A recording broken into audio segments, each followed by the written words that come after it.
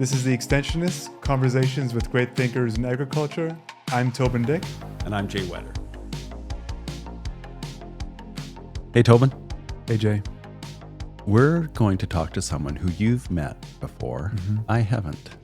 Why did you think he would be such a good guest? I'm excited for you to meet Diljeet. Yeah.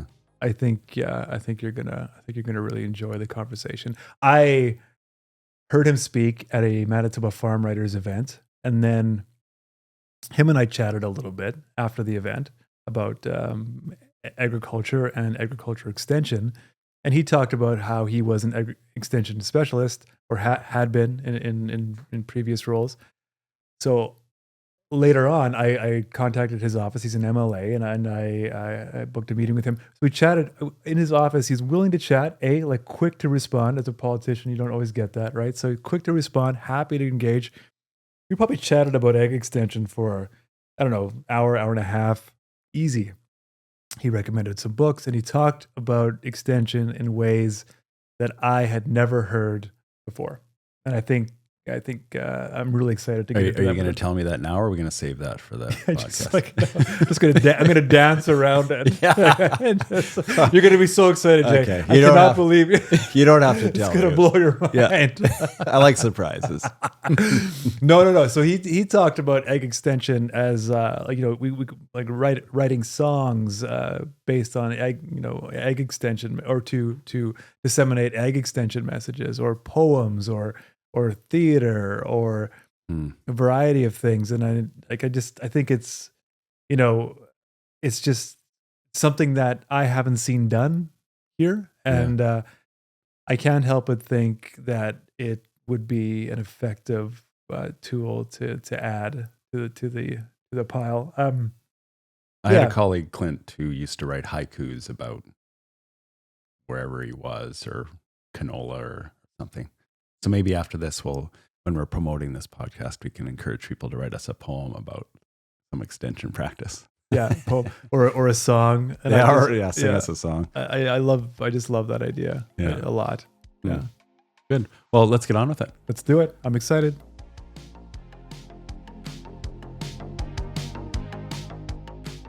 We're doing extension because we value it. Farmers are still looking for information, even while governments have pulled away from the job of extension. So like you said, the need's there, and there's fewer people actually doing extension. And so we thought we'd jump into that. And we hope that sponsors recognize that this service that we're offering and give us some support. As much as we are doing that because we see a need and we have a passion for it, we're also doing it because we see a need among some of the groups that could be sponsors, and we see that they are also looking for new ways to extend. If anybody else wants to step forward, we'd welcome their support as well.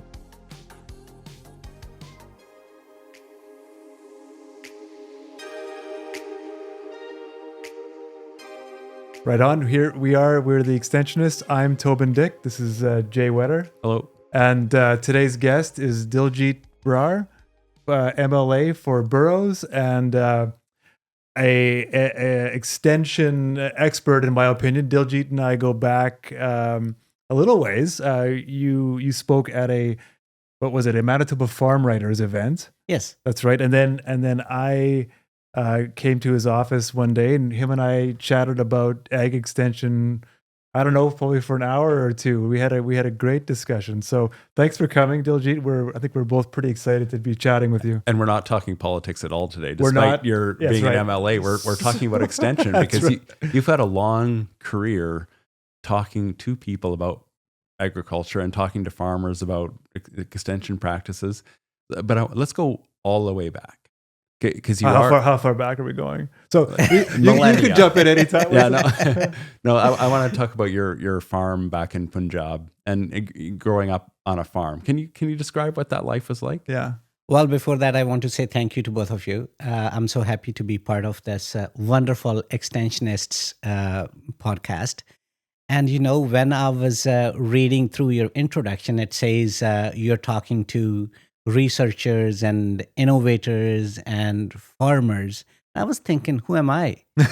Like, am I one of those, or am I even an expert? You're our I, innovator. Yeah, you know? absolutely. After this conversation, you will have shared some new ideas on extension that other people maybe hadn't Yeah. thought about. Yeah. So Sure. you're an innovator. Wonderful. Absolutely. It's a mutual Yeah. learning, Yeah. right? Yeah. And I Yeah. was thinking maybe you helped me understand who I am today. Who you Okay. are. Right? Okay. Okay. So, to your question, you wanted to know about my connection with agriculture, right? Yeah, I want to go right back to your roots. In Yes. ag, yeah. I was born and raised in a family who farmed for generations, and I'm not very much proud of saying this that I'm going to say right now. I'm the first person in my family history who is not actively farming. How far back are we talking? Like on the prairies, we think old Right. is 100 years ago. But Yeah. do you know how long your Yeah. family has been farming? I don't know, since could we be can thousands think of of years. like, because we are a farming family, and Punjab, the province I come from, is a farming province, and all people in my village around me, my relatives and my maternal and paternal grandparents and their relatives, they're all farmers, like 99% of them, right? Yeah. My parents, though, they retired as school teachers, but they still farmed Okay. as a side job. Hmm. So my younger brother, he is an educator. He is an associate professor at Fresno State University, teaches horticulture, works with the farmers. And I thought both of us are not actively farming. Actually, he bought a small farm. So now I'm the only You're the one to be black blamed sheep. for not Yeah. being a farmer, right? And how do when your parents found out that you and your brother were not going to be farmers, was that a very sad day? It was actually opposite. Oh, yeah.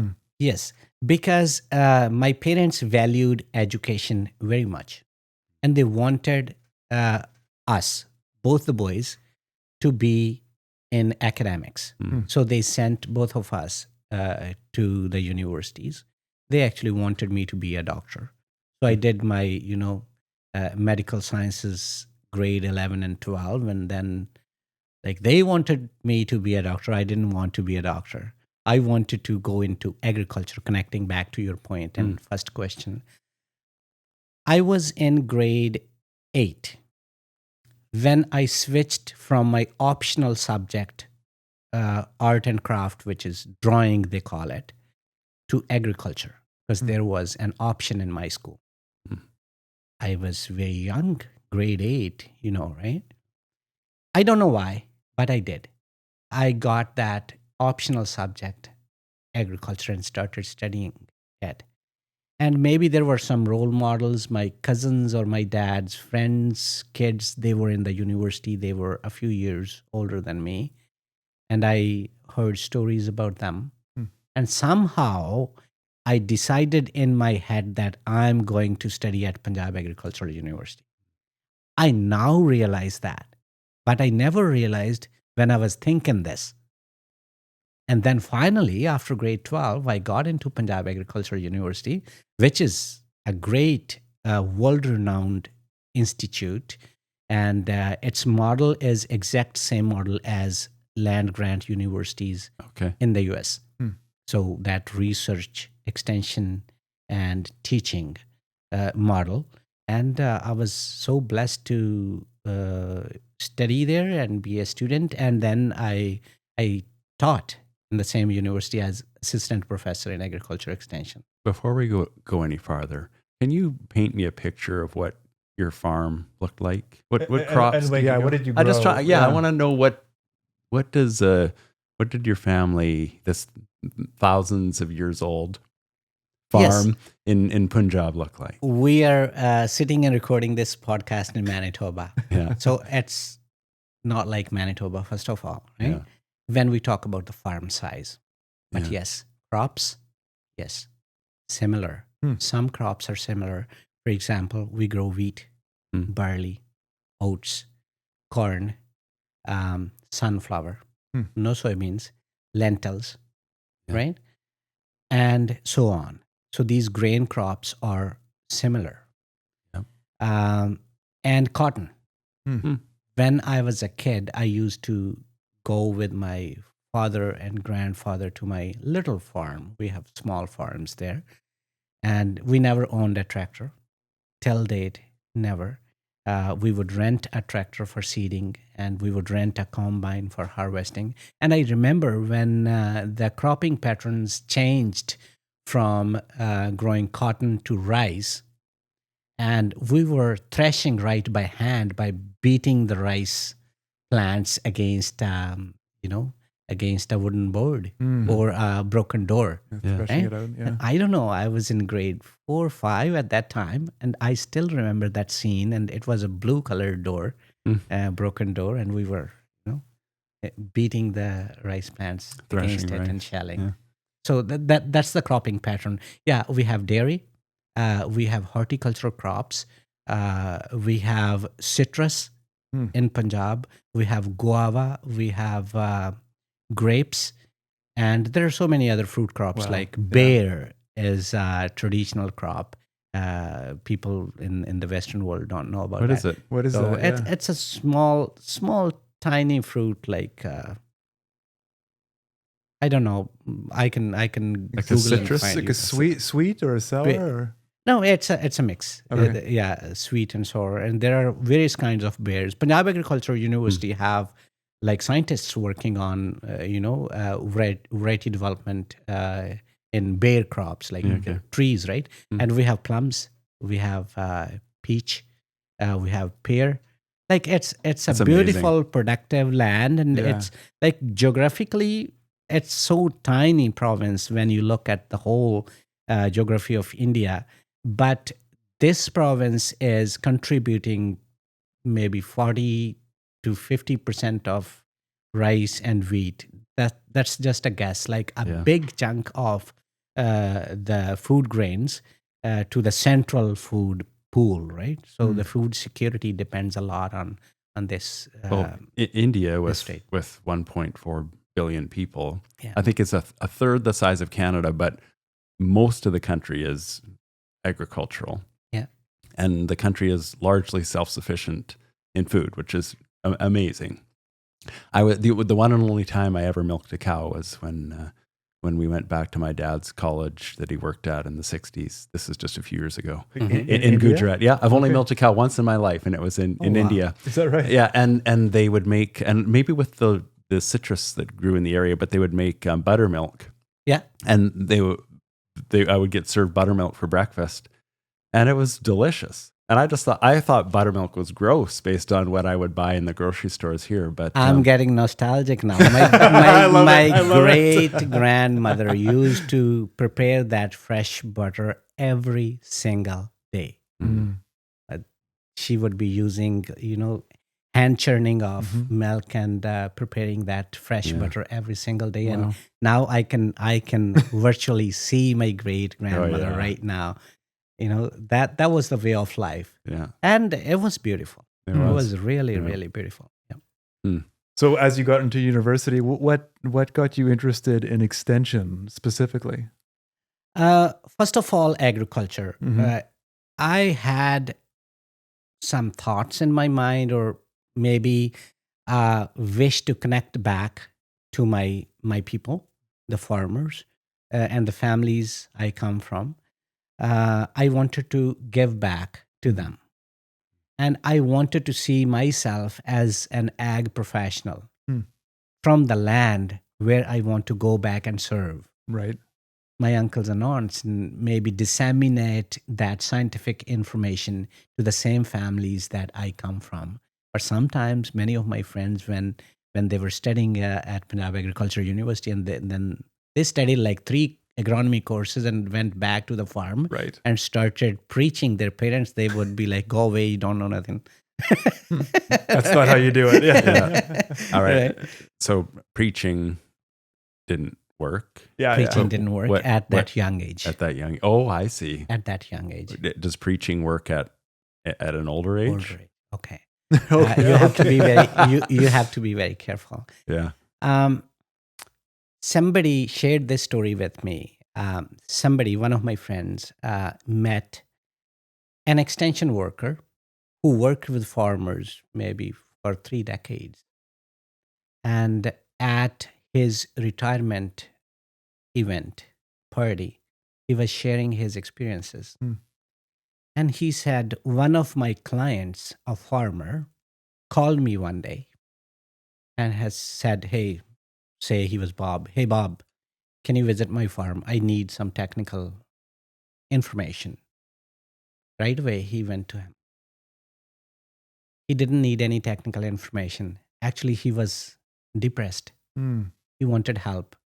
And he was planning to commit suicide that day. Hmm.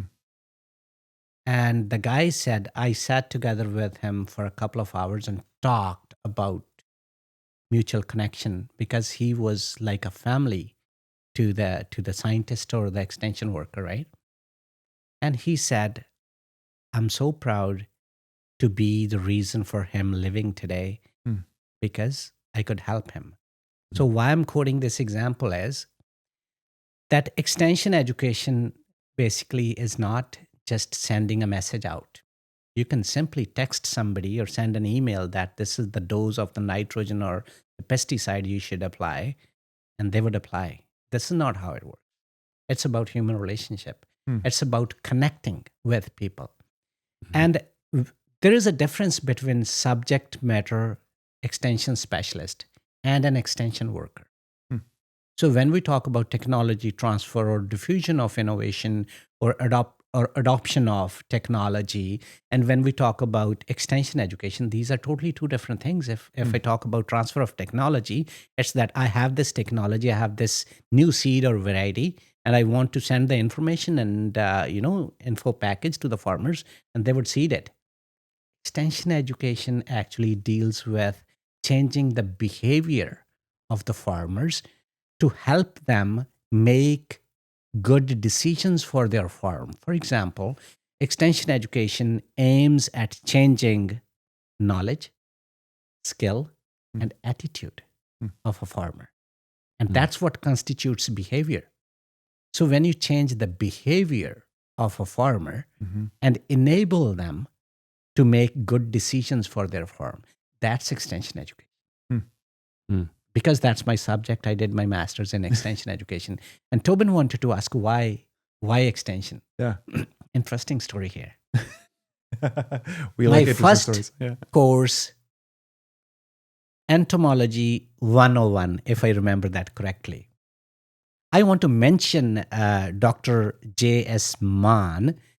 He still works in agriculture. He is in BC now. He was my first entomology teacher. Such a wonderful professor.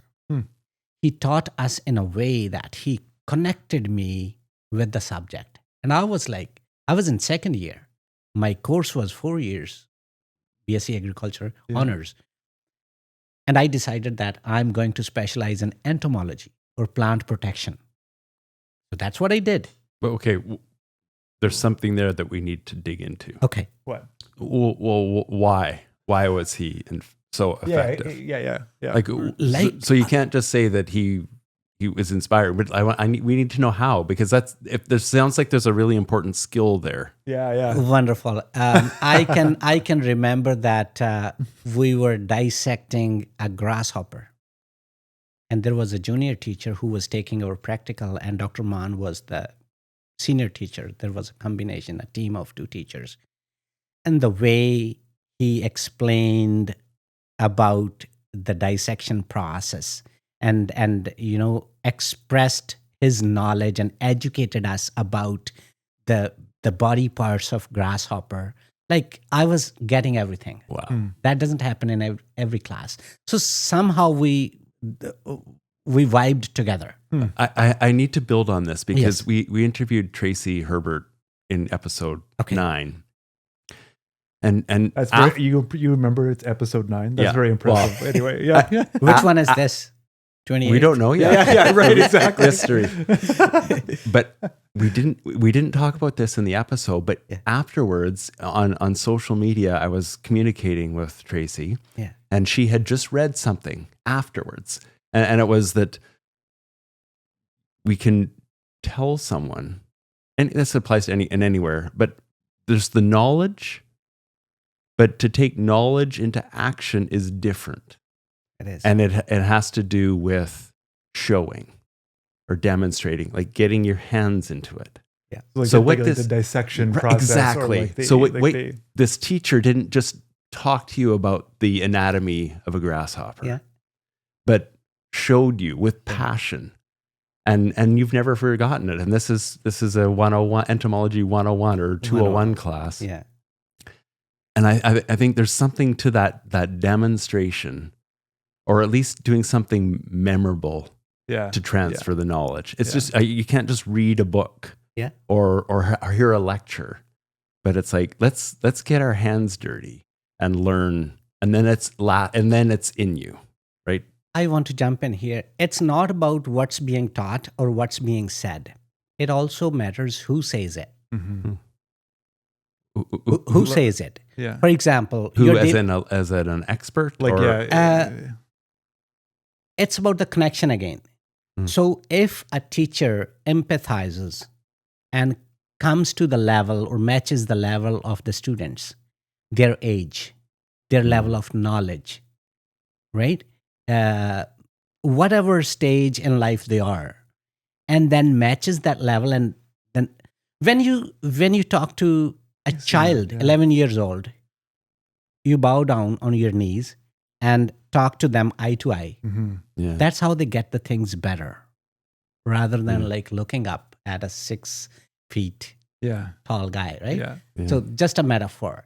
So I think Dr. Mon connected with us as a class so much well that many of us still appreciate the way he taught. Wow. Yeah. So what I did in final year was like, yes, my specialization would be entomology and plant pathology, which is collectively called plant protection.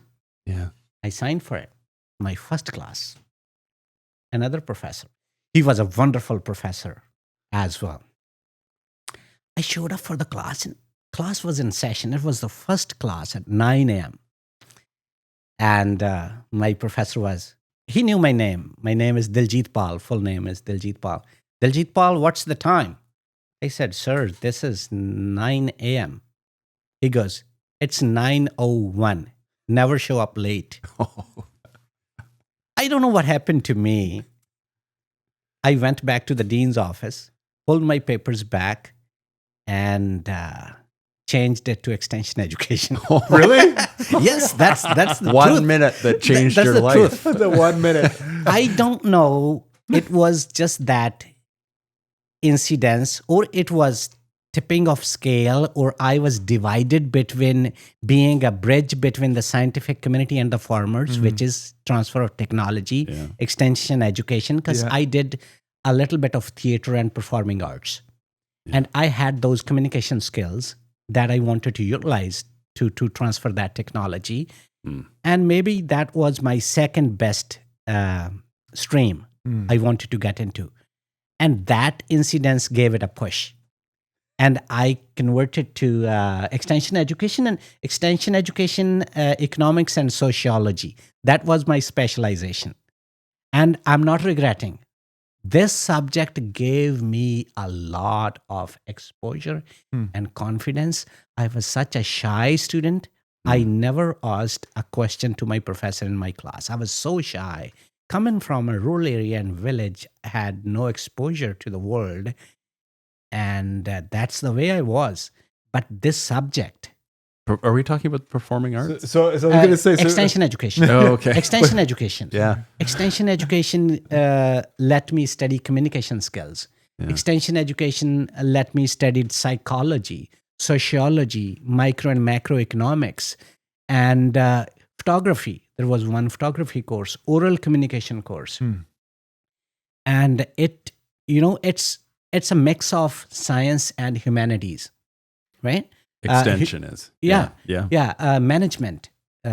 Management. We studied. Extension administration, they call, like human resources kind of thing. Human relations was another subject. Yeah. So I tried to understand people along with plants. So sometimes I say I'm more inclined towards people than plants. So rather than being a plant breeder or being an agronomy specialist, agronomist, or a horticulturist, I decided to be a people's person, and I never regretted.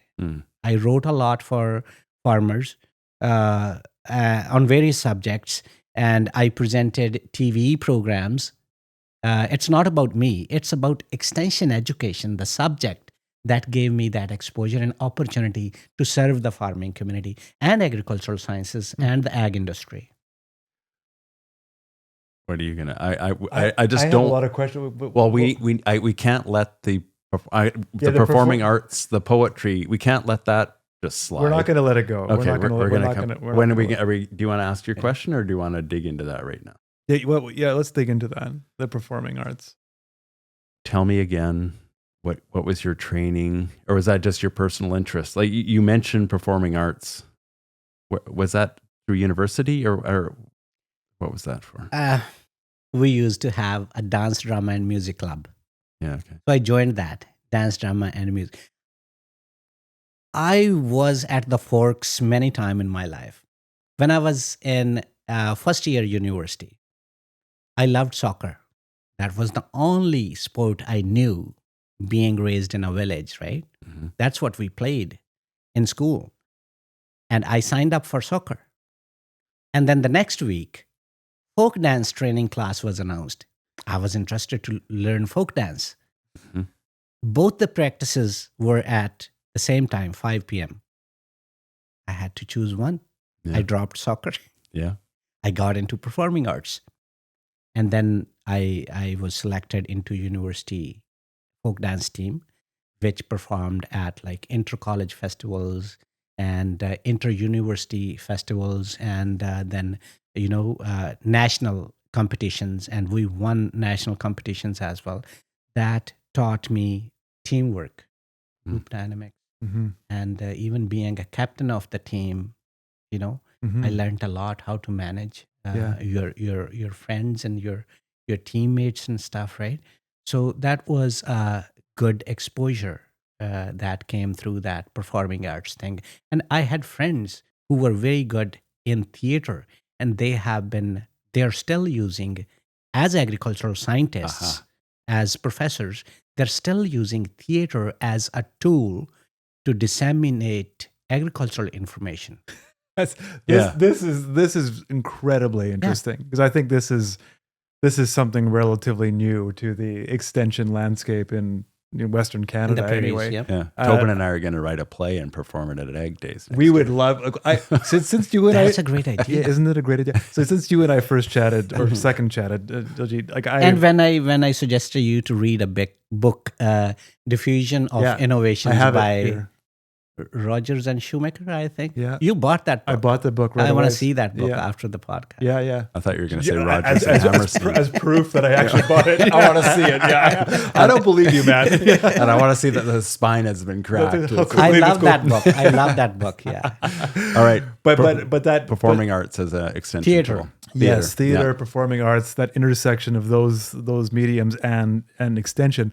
Very, very interested in that, and like what the opportunities could be for extension in Manitoba, Western Canada, to use some of those tools. What do you see? Well, there's a possibility. Yeah.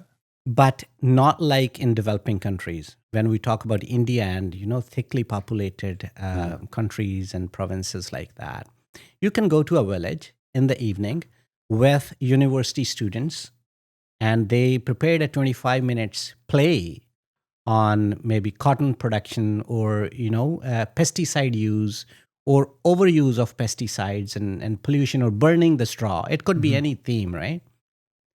And you announce that. And you're performing that play in a village, and there are like 200 people watching it in the evening. And it's a play like...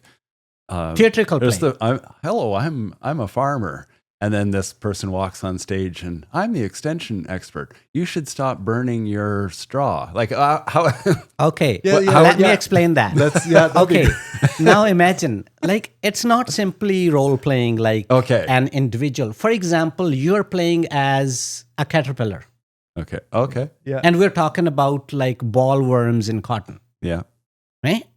And one of them is a pesticide dealer who is focused on selling more pesticide, Yeah. and then an ag expert, which is public extension agent Yeah. or extension specialist. Mm-hmm. He is educating the farmers about not overusing, judicious use of pesticides.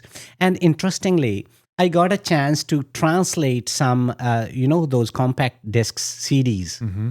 We got some CDs. It was like 44 CDs from Indian Council of Agricultural Research. India is a diverse country. And it was, the CDs were in Hindi language, but my province speaks Punjabi. And I remember me and my brother, we spent a few nights in a studio like this, and we did all the dubbing word by word in Punjabi language. And one of the CDs were so much interesting. It talked about wool production, sheep production. And there was role playing, like sheep talking to sheep. And imagine the dialogue. Hey, sister, how are you? Right. Right? How much wool you're producing this Feeling pretty season, itchy. right? Yeah, How was the sheep dip? Was What it do you- itchy? Like were you itchy after? Yeah. You know? yeah. So to make it interesting, to make your message interesting, when we talk about extension education, we also talk about message distortion.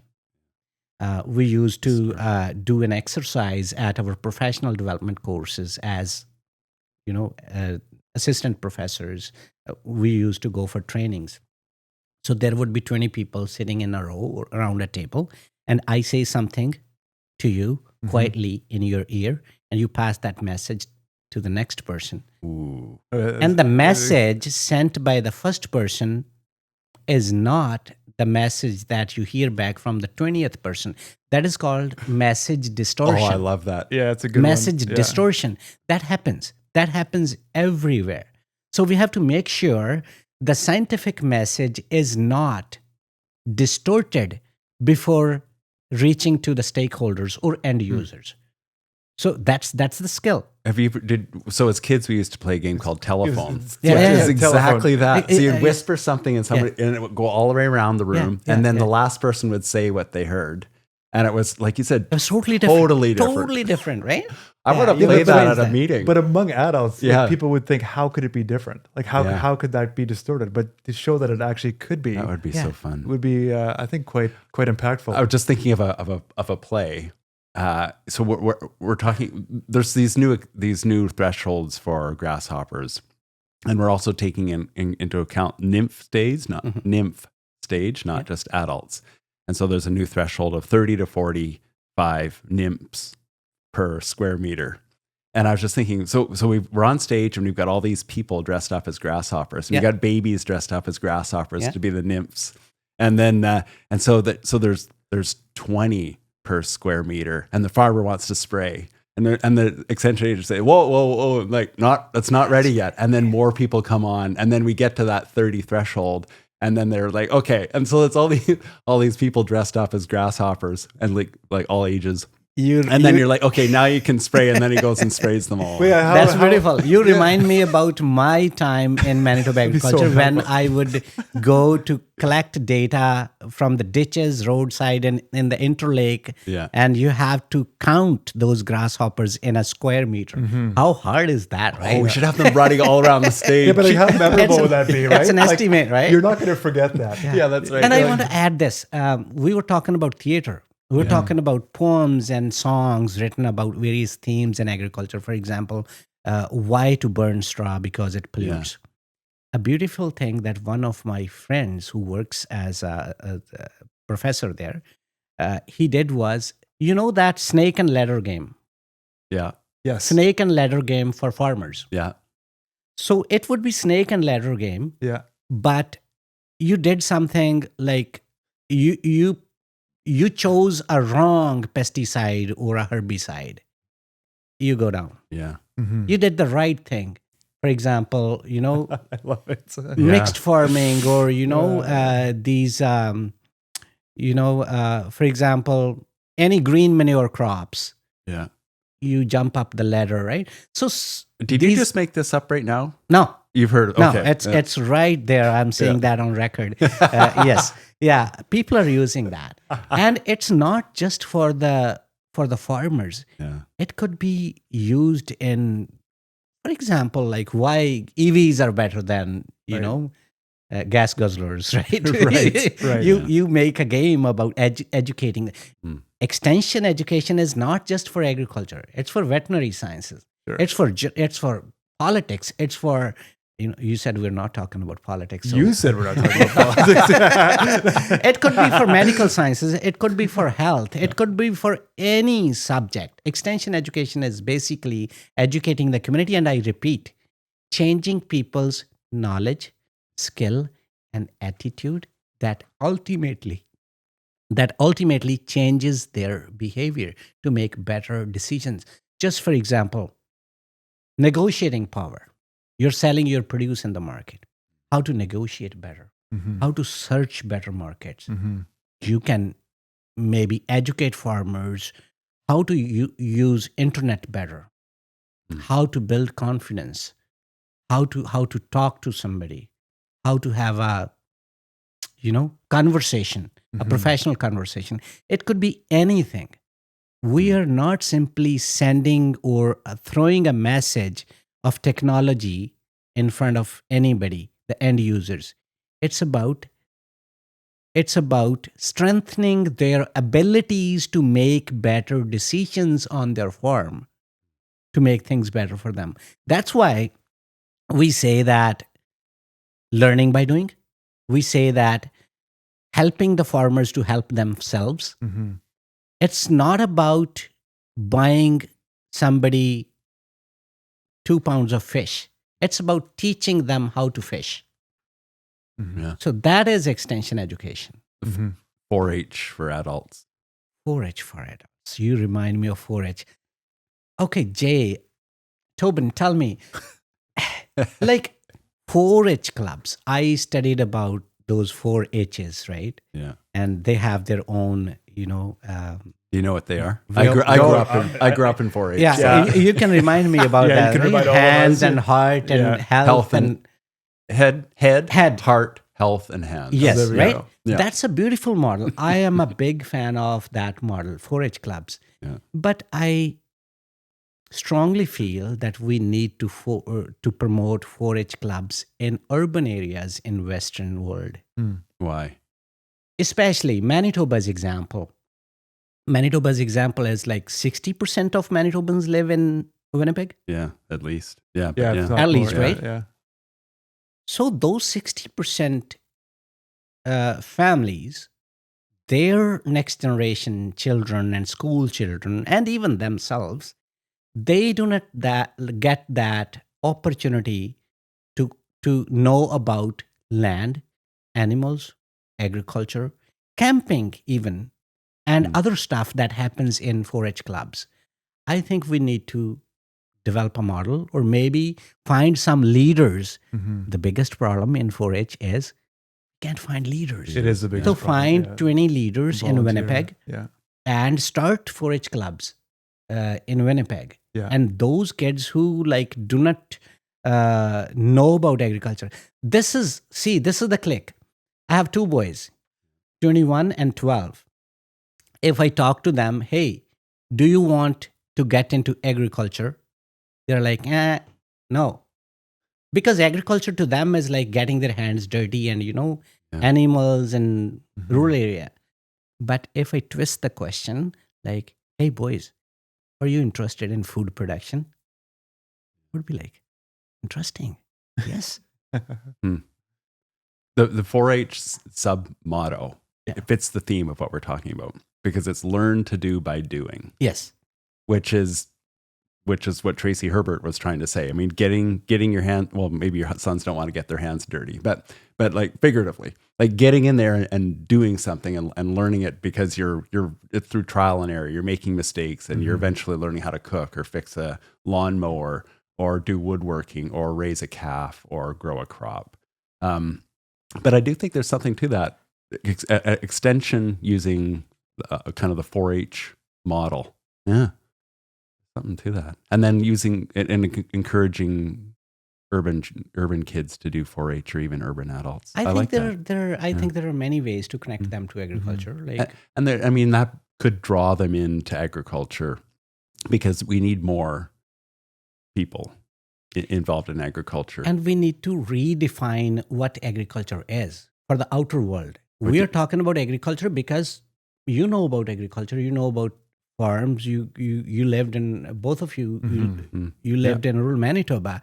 But a family who has never lived in a rural area for last like 126 years, how would they know about agriculture? And when you talk about farming and agriculture, all they think about is crop production. Yeah. It's not like we need accountants in agriculture. Yep. We need software developers in agriculture.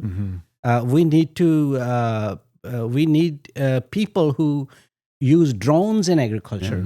We need mental health experts. We need Yeah. engineers. We need Lawyers. Economics, Economics, economists, right? Yeah. So we need to tell people that this is all agriculture. And when we talk about labor shortage in agriculture, especially in Manitoba, I don't know, by 2029, I don't know, don't quote me, but I guess that every like fifth, sixth position in agriculture would be vacant. Where would that workforce come from? Unless we, develop them here. Or especially, I want to mention this. People like me who are internationally trained agrologists. I got my professional agrologist status in BC first and then in Manitoba, right? And there are many people like me who have been either teaching in a university or working in ag industry. They bring years of experience and they are a gift to Manitoba and Canada. And sometimes we fail to utilize those skills and individuals and human resources for the benefit of our economy. Why can't we have some bridging courses for internationally educated agrologists, right? Yeah. And utilize No, I them, agree. because if you have to develop an agrologist from scratch, we need money. We need resources. We need to have some inputs by the universities and whatnot, right? And if you're getting those, as in the form of internationally educated agrologists, nurses, doctors, lawyers, you give them just a little push and teach them a few courses and they're ready to serve. We need to think about that too. We do need to think about that. Right? Yeah.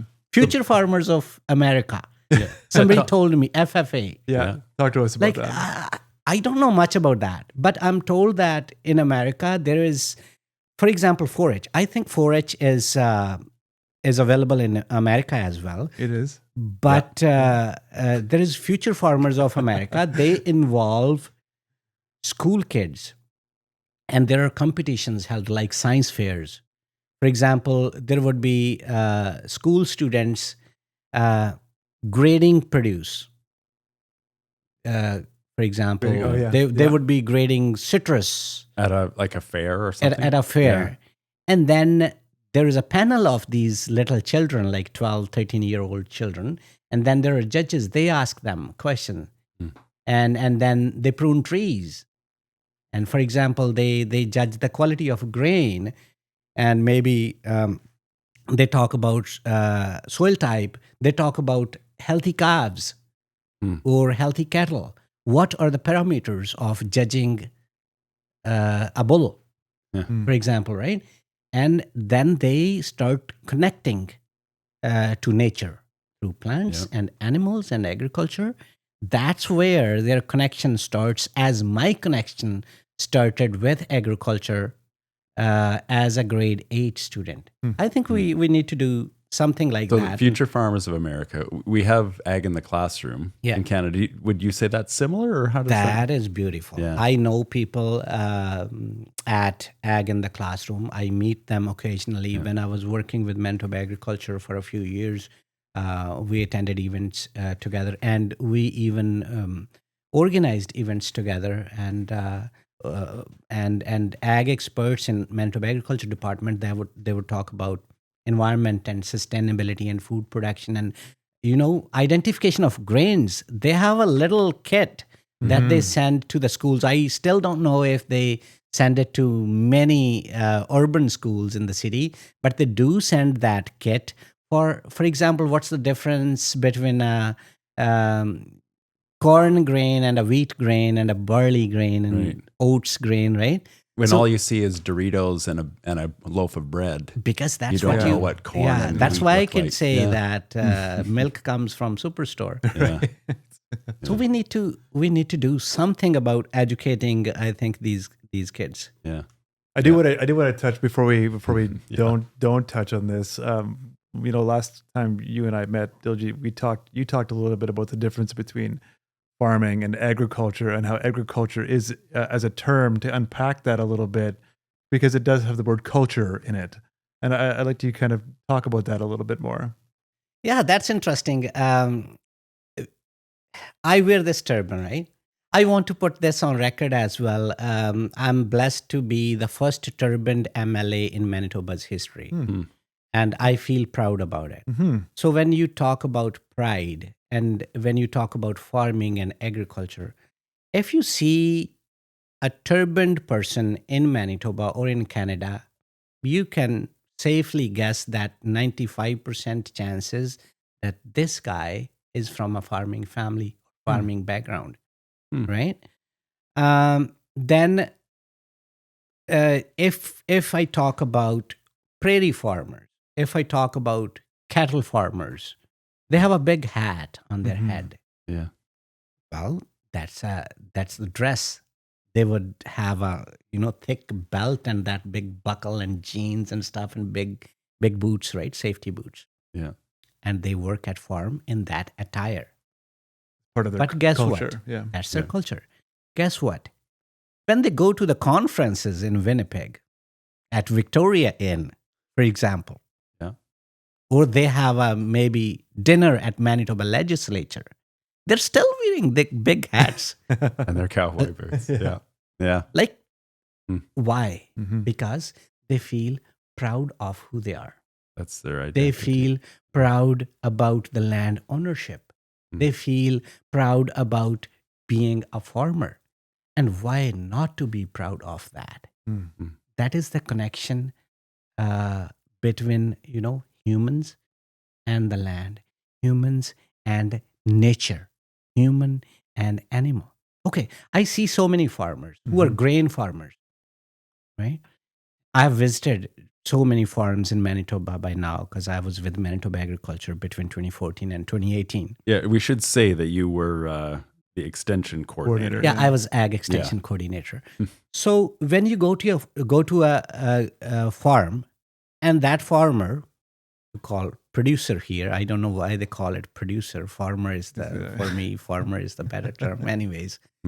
Yeah. They have chickens running at the farm. They have a donkey. They have a llama, alpaca, maybe 2 sheep, Mhm. and 3 ducks, and they're living with them. What is that? That's not a business. What is that? That is something to be proud of because they love it. We have dogs in the cities, right? So that human nature connection is very sacred. Mhm. We need to emphasize that. We need to bring those people and next generation children to the farmer by any means, right? We need to emphasize the need to connect back to the land, Mm. right? It could be through agriculture, could be taught as an optional subject in schools. There could be a kitchen garden, community garden in the backyard of the school, and kids could work with the plants, and some of them do in the cities too. And another thing that I wonder about is agri-tourism. When you Google agri-tourism, it's available. There are very many projects in many countries. But how about Manitoba? Like, can we have a pilot project which is agri-tourism, like Jay's farm or Toban's farm? You have a little apartment or a trailer home there, Yeah. and you offer people, hey, stay and spend a weekend here, and go harvest some vegetables and cook Yeah. and touch a goat, touch a sheep. Yeah. And that would work. Hmm. People go camping too. Mhm. Yeah. So I think agritourism is an opportunity. I would call it ag education, Mhm. and we can Yeah. we can give it a try. I'm just thinking back to extension, and we finally got around to saying that you're an extension specialist with Manitoba Agriculture. I'm expecting you. Maybe you did do performance art and poems and that, but what, like, did you pick up certain skills in that role that were most effective and that maybe are underutilized? So what things worked for you when you were doing that job? Well, first of all, being I look different. Fortunately, I didn't uh, face a barrier connecting with farmers in Manitoba. Mm. I don't know, like, for example, random name, David Furman, for example, Mhm. farms north of Arborg.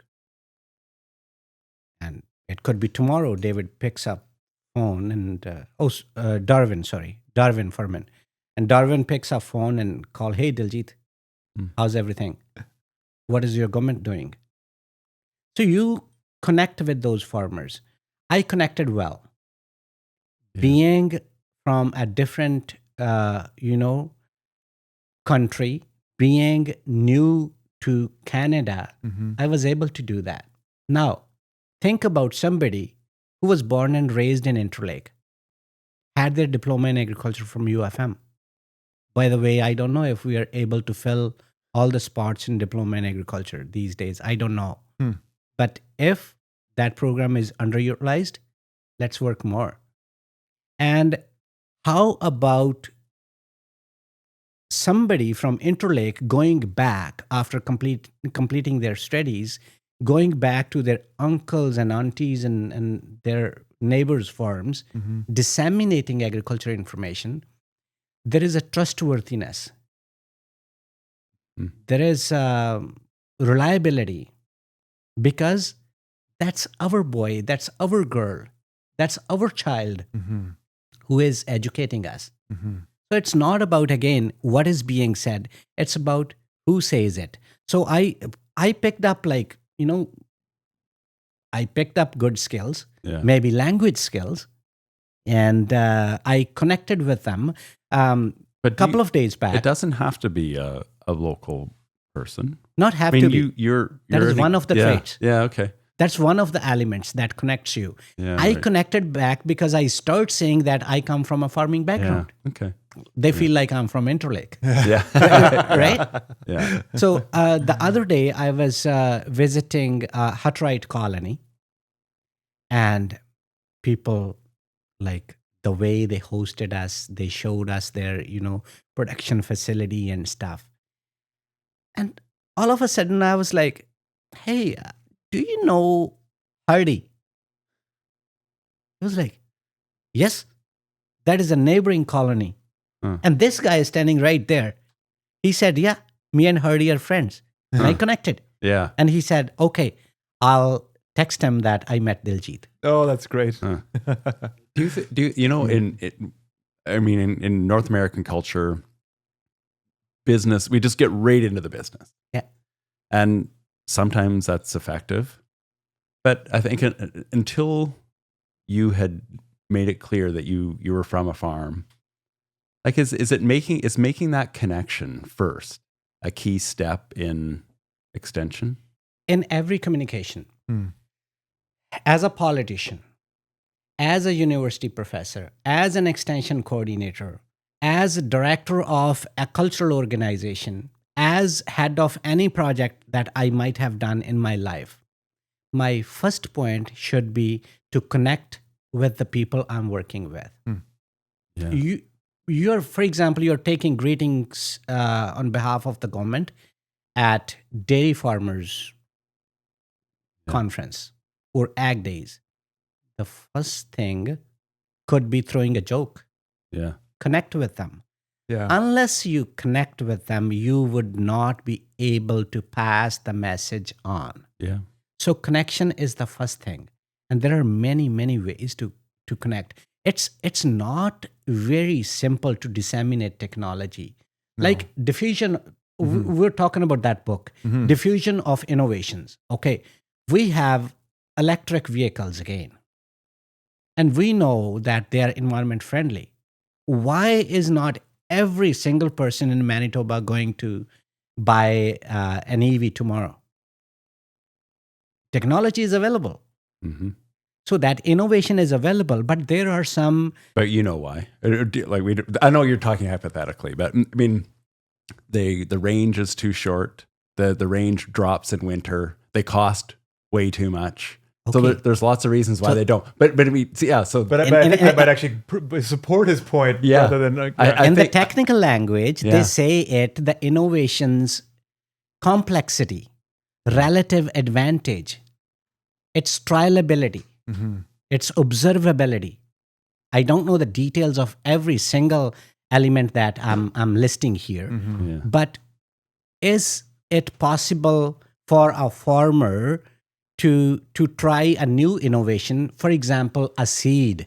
Yeah. They can get 100 grams of seed and try it at their farm. Yeah. That's trialability. Yeah. But how about a combine? Right. How Harder. would they try a combine? Yeah. They cannot get a combine for free for a month and try it and then return it, right? So those are the attributes of an innovation that determine about its adoption. Again, diffusion of innovation is how a technology diffuses in a society, goes from this person to that person, this farm to that farm. That's a diffusion. But adoption is a very, very different process. Adoption is a process of decision making by an individual to have that technology fully adopted at their farm or in their life. And there are, again, categories of adoption that I wanted to share. For example, there are some innovators. Okay, you heard about this technology right away. I got it Mhm. at their farm. Mhm. And then there are early adopters. Mhm. They come after that, of like maybe 20%, say, right? And then there is early adopters, and there is early majority, and then there is late majority, and there are laggards. So laggards would be the ones who would adopt that particular technology when everybody has already adopted it. Mm. And then it doesn't end there. How about not continuing to adopt that technology? You tried something, then you dropped it. No. Hmm.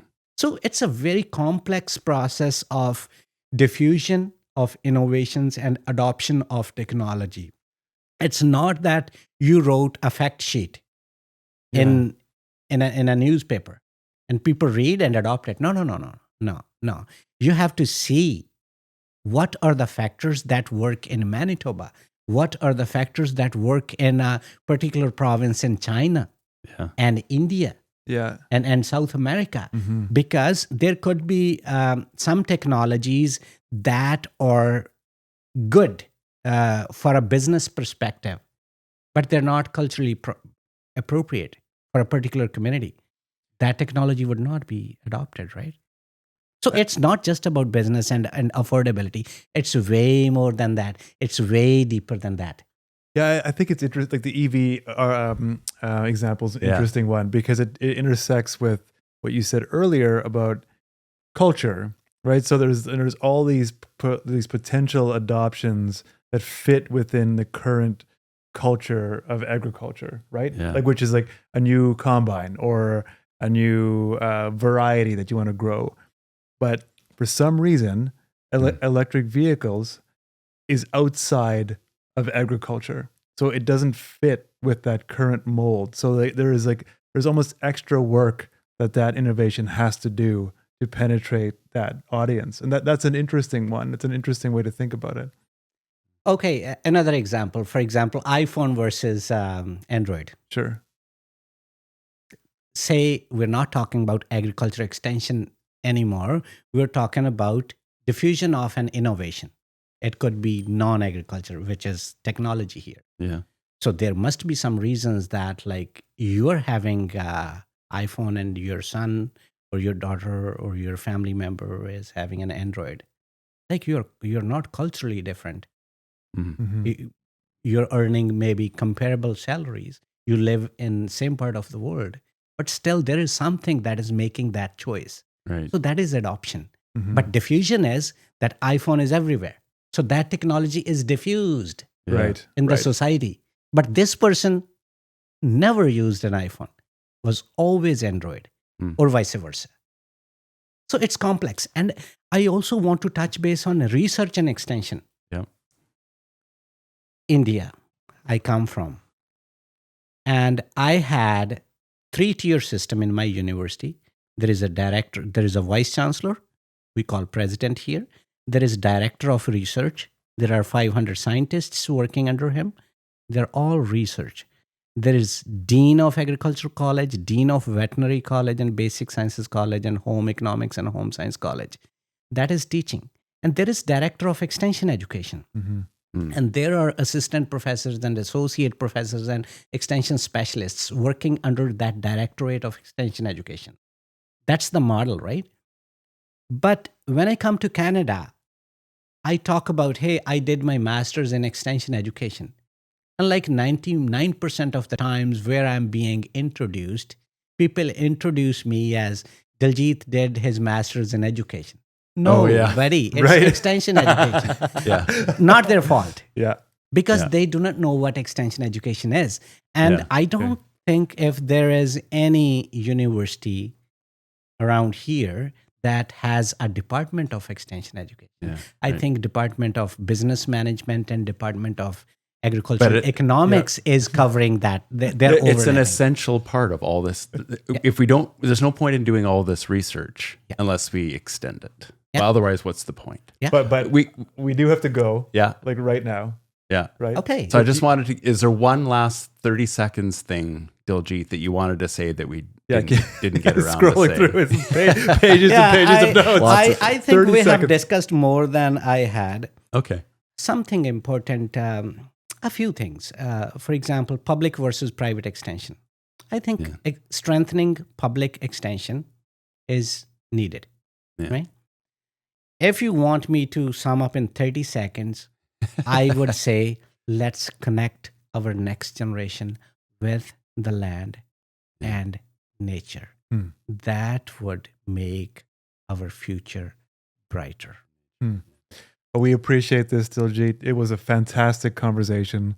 Yeah. We could talk, I'm sure, for another few hours with you. This is incredible. I loved it. We thank you talked so about much. we talked about extension ideas that I've never heard Yeah. talked about before. I don't think our audience has ever heard of before. This is very exciting. Yeah. And we will definitely be in touch. You know what? I think you really helped me to understand who I am. And you said you're an extension expert.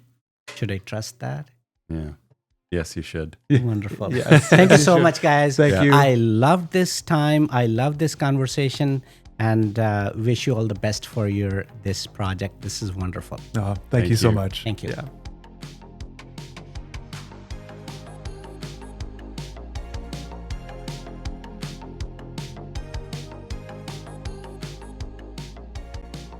Are you ready? Oh yeah. Clap. Yeah. Oh, we did. Okay. Oh, we should. Yeah. You should Yeah. actually. You should do that. I put it away. Oh yeah. Well, that was a great conversation with Diljeet. I learned a lot.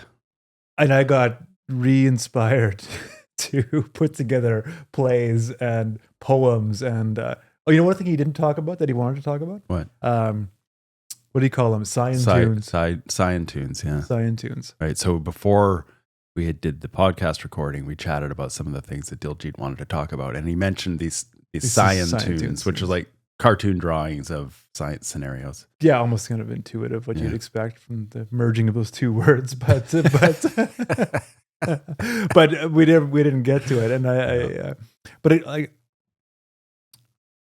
I just feel like even when he was talking about not even, but when he was talking about extension education and talking about taking like photography and communications and what were some there was like social sciences involved in this kind of extension education, which I thought was brilliant. And I think, yeah, I'd love to be a part of something that creates a package like that. And it's so important to be able to communicate what you're working on. Like this notion that extension is separate from science. Yeah, or separate from even like photography or these other things that all of the agronomists that I know have to do all the time, but yet that's not part of that education formally. Yeah, which I think the whole CCAA, CCA, right? The CCA program could have CEU credits in extension skills, photography. Mm-hmm. And then all the other, I mean, he'd mentioned a few things, but I found that quite inspiring. Yeah. And are we going to do a play at Ag Days? You know, like anything else with anything's on the table. Well, like with some of our some Burr Forest Group projects, like we've just, I think you just got to do it. And I think as much as it would be terrifying.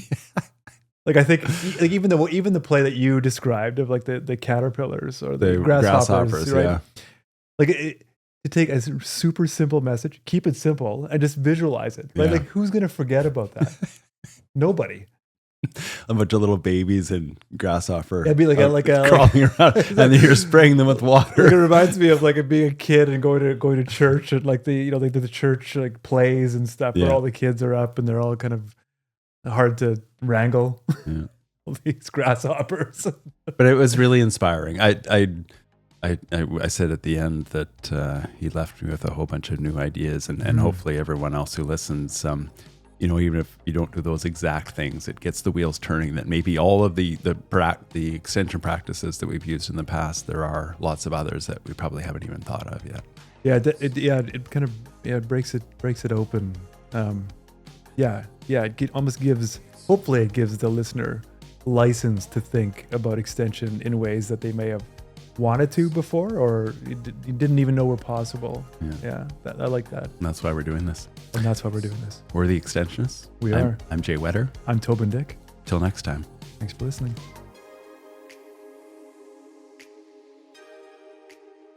Are you curious about what Jay and I get up to behind the scenes at the Extensionists? The Extensionist has a newsletter. We'd love you to subscribe. We give you exclusive content, some behind the scenes, and important updates. You're never going to miss an episode again.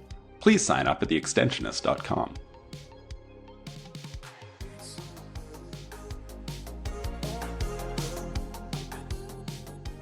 This has been a Burr Forest Group production. We also want to thank the people you don't see. We're here, we're chatting away with our guests. But there's tons of people who work behind the scenes to make this podcast happen. Ryan Sanchi is our director. Ashley Robinson is the coordinator. And Abby Wall is our producer and editor.